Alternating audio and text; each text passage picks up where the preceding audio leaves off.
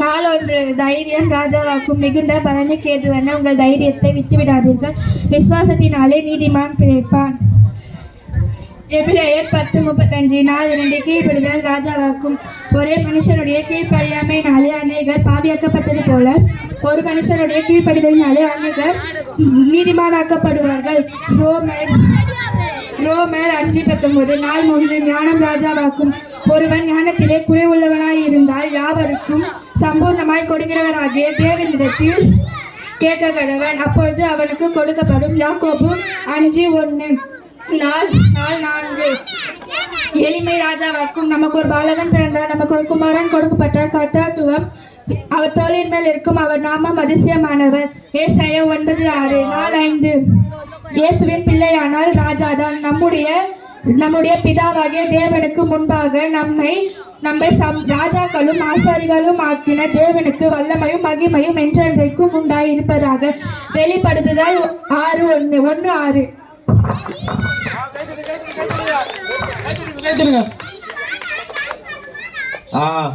அடுத்தாக்கா அக்கா உங்க பேருக்கா துர்கா அக்கா என்ன பண்ண போறாங்க? வசனம் சொல்ல போறாங்க, கேட்கலாமா? சொல்லுங்க. நாள் 1 தைரியம் ராஜாவாக்கும். மிகுந்த பலனுக்கு ஏதுவான உங்கள் தைரியத்தை விட்டுவிடாதீர்கள். விசுவாசத்தினாலே நீதிமான் பிழைப்பான். எபிரேயர் 10:35. 2ஆம் நாள் தலைப்பு கீழ்ப்படிதல் ராஜாவாக்கும்.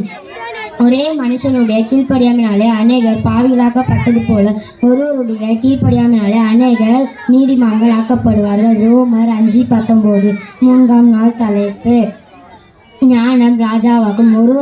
ஒருவர் ஞானத்தில் குறைவுள்ளவனாய் இருந்தால் யாவருக்கும் சம்பூர்ணமாய் கொடுக்கிறவராகிய தேவனிடத்தில் கேட்க கடவன், அப்பொழுது அவனுக்கு கொடுக்கப்படும். யாக்கோபு 1:5.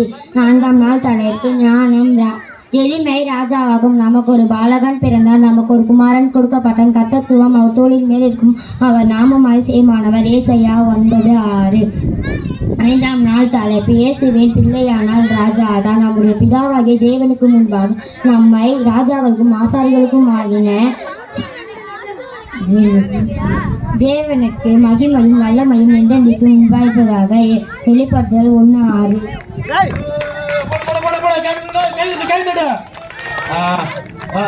அண்ணா வந்துக்கிறாரு. அண்ணா உங்க பேர்? யோகேஷ். இப்ப யோகேஷ் அண்ணா என்ன பண்ண போறாரு? வசனம் சொல்ல போறாரு, கேட்கலாமா? சொல்ல. மிகுந்த பலனை கேதுவான உங்கள் தைரியத்தை விட்டு விடாதீர்கள். விசுவாசத்தினாலே நீதிமான் பிழைப்பான். எபிரேயர் 6:10-35. எளிமை ராஜாவாக்கும். நமக்கு ஒரு பாலகன் பிறந்தான், நமக்கு ஒரு குமாரன் கொடுக்கப்பட்டான். கர்த்தத்துவம் அவர் தோளில் இருக்கும், அவர் நாமம் அதிசயமானவர். ஏசாயா 9:6.